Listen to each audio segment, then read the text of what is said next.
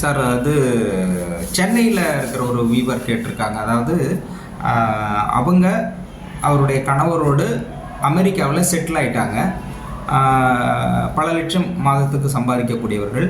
அவருக்கு சொந்தமாக வீடு, அவருடைய குழந்தைங்களுக்கும் எதிர்காலத்தில் வாழ்கிறதுக்காக தனித்தனியான 2 வீடுகளும் வாங்கியிருக்காங்க.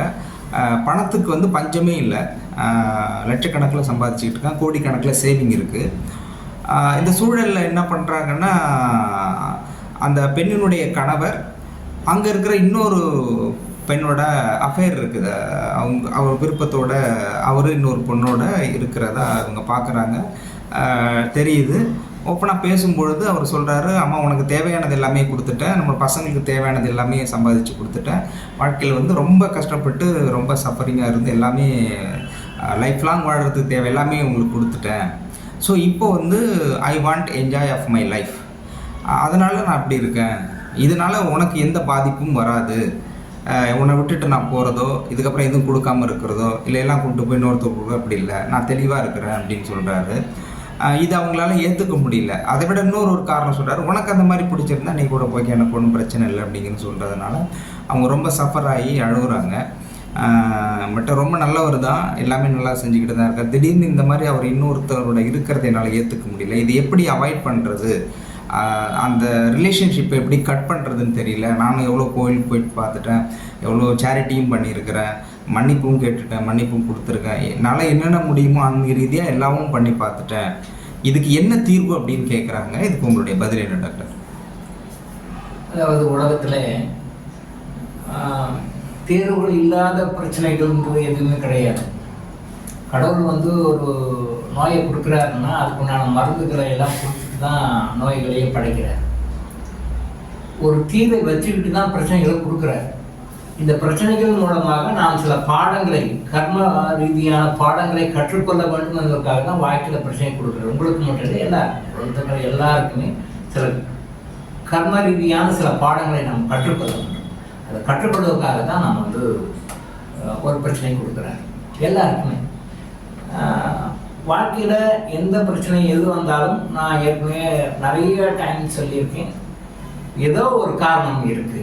காரணம் இல்லாத காரியம் எதுவுமே கிடையாது. அப்போது எந்த தீர்வை நீங்கள் எதிர்பார்க்குறீங்களோ அந்த தீர்வுக்குண்டான சரியான நீங்கள் ரூட்டில் போகாத வரைக்கும் அந்த தீர்வு கிடைக்காது. நீங்கள் எந்த தீர்வை நோக்கி போகணுமோ அந்த தீர்வுக்குன்னு ஒரு ரூட் இருக்கும். கடவுள் ஒரு வழி வகுத்திருப்பார். அந்த வழியை விட்டுட்டு நம்ம பக்கத்து வழியில் எத்தனை வழியில் ட்ரை பண்ணாலுமே நீங்கள் அதை ரீச் பண்ண முடியாது. அதனால தான் உங்களுடைய முயற்சிகள் எல்லாமே இது வரைக்கும் ஃபெயிலியர் ஆகிடும். நல்லா புரிஞ்சுக்கோங்க. நான் ஏற்கனவே சொல்லியிருக்கேன், எல்லாமே believe it or not, truth is always true.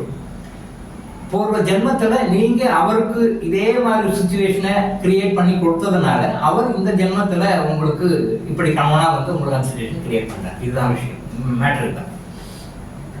இது உங்களுக்கு நீங்கள் அவருக்கு இந்த மாதிரியான ஒரு சூழ்நிலையை, இந்த மாதிரி ஒரு மன வருத்தத்தை, மனவேதனை பூர்வ ஜென்மங்களில் பாஸ்ட் லைஃப்ஸில் கொடுத்தது உங்களுக்கு ஞாபகம் கிடையாது. உங்களுக்கு நீங்கள் மறந்துட்டீங்க, மறக்க வைக்கப்பட்டிருக்கிறது, அவ்வளோதான். அதை டிக்கெட் பண்ணி ஹிப்னாட்டிஸ் பண்ணி டிக்கெட் பண்ணால் எடுக்க முடியும். ஸோ அவர் இந்த ஜென்மத்தில் உங்களுக்கு ஹஸ்பண்டாக இப்போ அந்த இதை கொடுக்குறாரு. இப்போ நீங்கள் இதுக்கு கோயிலுக்கு போகிறீங்க, சர்ச்சுக்கு போகிறீங்க, மற்ற என்னென்ன பரிகாரங்கள் பண்ணுறீங்க, சேரிட்டிஸ் பண்ணுறீங்க, எல்லாமே ரைட், ஓகே, தப்பு கிடையாது.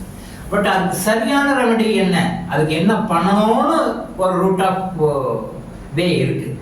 நீங்கள் அதில் நீங்கள் கரெக்டாக போகாதனால இது வரைக்கும் till now that problem is not solve.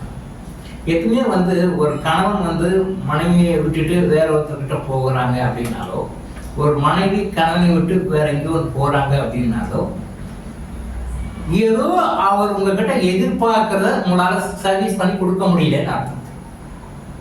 அது பல காரணங்களாக இருக்கலாம். அவர்கிட்ட ஒரு எதிர்பார்ப்பு உங்ககிட்ட இருக்குது, அந்த எதிர்பார்ப்பு நீங்கள் ஃபுல்ஃபில் பண்ணலை. அந்த எதிர்பார்ப்பு ஃபுல்ஃபில் பண்ணலை அப்படின்னும் போது ஒருத்தரும் ஒரு விதமான ஆங்கிளில் ட்ரை பண்ணுவாங்க. அந்த ஃபுல்ஃபில்மெண்ட் நீங்கள் பண்ணலைன்னா உங்களை ஃபோர்ஸ் பண்ணுவாங்க. சில பேர்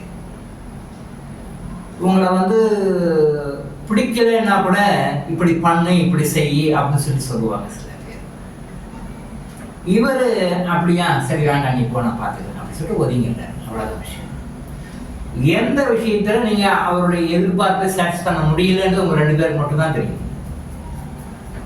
ஜாதகத்தில் பார்த்தா தெளிவாக தெரியும், அது வேற மேட்டர். பட் உங்கள் மனசாட்சிக்கு பார்த்தீங்கன்னா உங்கள் 2 பேருக்குள்ள என்ன விஷயத்தில் அவரை வந்து நீங்கள் சாட்டிஸ்ஃபை பண்ண முடியலன்னு கொஞ்சம் திங்க் பண்ணி பாருங்க. அந்த விஷயத்தை நீங்கள் அவரை சாட்டிஸ்ஃபை பண்ணிட்டீங்க அப்படின்னு சொல்லி சொன்னால் அவர் அவங்ககிட்டேருந்து கட் பண்ணிட்டு அந்த ரிலேஷன்ஷிப்பை கட் பண்ணிட்டு உங்ககிட்ட வந்துடுவார். அப்படியே உங்களுக்கு தோணலை அப்படின்னு சொல்லி சொன்னால் டாக்டர் இளங்கோ ஆயுஷ் சாஸ்திரம் வழிகாட்டும். அந்த வழிகாட்டுதன் படி நாம் சொல்கிற விஷயங்களை சில விஷயங்களை ஃபாலோ பண்ணிக்க அப்படின்னு சொல்லி சொன்னால் என்ன முறையில் நீங்கள் செய்யணும் நீங்கள் சொல்கிறத கரெக்டாக ஃபாலோ பண்ணிங்கன்னா அவர் உங்களுக்கு பிடித்த மாதிரி மாறிடுவார். உங்களை வந்து இந்த மாதிரி நீ உங்களுக்கு பிடிச்சதுன்னா வேறனா போன்னு சொல்ல மாட்டார். அந்த ரிலேஷன்ஷிப்பை கட் பண்ணிடுவார். ஒரு காரணம் இருக்குது. அந்த காரணத்துக்கு நீங்கள் தெரிஞ்சுக்க வேண்டிய பாடம் ஒன்று இருக்குது. அந்த பாடத்தை நீங்கள் தெரிஞ்சுக்காத வரையில் அது அப்படித்தான் இருக்குது. Not only your family, throughout world wide இந்த ப்ராப்ளம் நிறைய பேர் இருக்குது. உங்கள் மூலமாக நிறைய கோடிக்கணக்கான மக்களுக்கு இந்த மெசேஜும் போய் சேரும். So doctor Ilango Ayush hospital வழிகாட்டுகிறது. எப்படி வழிகாட்டு? சித்தர்களுடைய வழிகளை வழிகாட்டுகிறது. சித்தர்கள் இந்த மாதிரி விஷயங்களை வந்து எப்படி சால்வ் பண்ணணும் அப்படி சொல்லியிருக்காங்க. இது எப்படி சால்வ் பண்ணுறதுக்கு என்ன பண்ணணும்னு சொல்லியிருக்காங்க. மூலிகை மருந்துகளை கண்டிப்பாக யூஸ் பண்ணணும். நீங்கள் யூஸ் பண்ணுங்க. நீங்கள் சித்தர்கள் கொடுத்த மூலிகை மருந்துகளை நாங்கள் கொடுக்குறோம். அதை நீங்கள் தொடர்ந்து சாப்பிடும் பொழுது உங்களுடைய எண்ணங்களில், உங்களுடைய செயல்பாடுகளில், உங்களுடைய ஆக்டிவிட்டீஸில் நீங்கள் என்ன மாதிரி தவறுகளை பண்ணிட்டு இருக்கீங்கன்னு உங்களை நீங்களே ரிலேஷன் நீங்கள் மாற்றிடுவீங்க. நீங்கள் மாறி உங்களுக்கு ஏற்ற மாதிரி அவர் மாறிடுவார். ஸோ உங்களோட விருப்பம் நிறைவேறும். என்னுடைய கணவன் எனக்கு மட்டும்தான் அவர் என் கூட வாழணும்னு எதிர்பார்க்குறது தவறு கிடையாது. அது நியாயமான ஒரு விஷயம்தான். பட் அவர் அந்த மாதிரி போகிறதுக்கு சில காரணங்கள் இருக்குது. அது நம்ம டைரக்ட் கவுன்சிலிங்கில் வந்தால் நம்ம உங்களுக்கு அது சரியான கைடன்ஸ் கொடுப்போம். ஓப்பனில் பேச முடியாது, நிறைய விஷயங்களை பேச முடியாது. பர்சனலாக வரும்போது உங்களுக்கு சில கைடன்ஸ் எல்லாம் கொடுத்து இதை அந்த இல்லீகல் ரிலேஷன்ஷிப்பை கட் பண்ணுறதுக்கு என்ன பண்ணணும்னு நம்ம சொல்கிறோம். மூலிகை மருந்துகளை யூஸ் பண்ணணும், கிறிஸ்டலை யூஸ் பண்ணணும். இதை யூஸ் பண்ணிங்கன்னா நீங்கள் இதுக்கு முன்னாடி எடுத்த நடவடிக்கைகளுக்கு கிடைக்காத பலன் இப்போ கண்டிப்பாக கிடைக்கும். உங்கள் மனதுக்கு ஏற்றவர் அவர் மாறுவார். ஸோ மாற்ற வேண்டியது வந்து உங்களுடைய, இப்போ அவர்கிட்ட போயிட்டு நீங்கள் மருந்து சாப்பிடுங்க, நீங்கள் இந்த மாதிரி பரிகாரம் ஒன்றும் செய்ய மாட்டேன். பட் நீங்கள் தான் செய்யணும். நீங்கள் செஞ்சீங்கன்னா அவர் மாறுவார். பிகாஸ் இன்விசிபிளாக யூ ஆர் பாண்டட். இன்விசிபிளாக உங்களுக்கும் அவருக்கும் ஒரு பாண்ட் இருக்குது. ஹஸ்பண்ட் ஒய்ஃப் ரிலேஷன்ஷிப் இருக்குது. ஸோ நீங்கள் செய்யும் பொழுது, நீங்கள் பரிகாரங்கள் செய்யும் பொழுது, நீங்கள் நாம் சொன்ன அட்வைஸ் எல்லாம் கரெக்டாக ஃபாலோ பண்ணி டே டு டே லைஃப்பில் அப்ளை பண்ணிங்கன்னா விதின் 3 months டைம் அவர் நார்மலாக மாறிடுவார். ஸோ நீங்கள் எந்த அளவுக்கு பண்ணுறீங்கன்றத பொறுத்து தான் விஷயங்கள். ஸோ வாழ்க்கையில் சந்தோஷமாக நிம்மதியாக இருந்தால் தான் ஒரு மனிதன் அடுத்த லெவலுக்கு போகும். கடவுளை நோக்கி போகணும். கடவுள்கிட்டேருந்து வந்தோம், திருப்பி கடவுள்கிட்ட போகணும். அப்போ கடவுளை நோக்கி போகிற பாதையில் இந்த மாதிரி அன்றாட வாழ்க்கையில் பிரச்சனைகள் இருந்தால் நம்மளால் கான்சன்ட்ரேட் பண்ண முடியாது. ஸோ அதனால தான் சித்தர்கள் வந்து இந்த மாதிரி எல்லா பிரச்சனையும் தீர்வு சொல்லியிருக்காங்க. அந்த தீர்வுகளை சொல்லி தீர்வு ஆகிட்டோம்னா அப்புறம் அடுத்த மைண்ட் நமக்கு எங்கே போகும், அடுத்த லெவலில் என்ன போகிறாங்க இருக்கிறார்.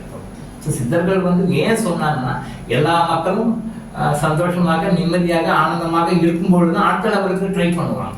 அடிப்படை தேவைகளுக்கோ இல்லை இந்த மாதிரி டே டு டே லைஃப்பில் வாழ்க்கை பிரச்சனைகளுக்கு அவங்களுடைய எனர்ஜி ஸ்பெண்ட் பண்ணிட்டு வேஸ்ட் பண்ணிட்டு இருந்தாங்கன்னா அடுத்த ஆன்மீக முன்னேற்றத்தை பற்றி நினைக்கவே மாட்டாங்க.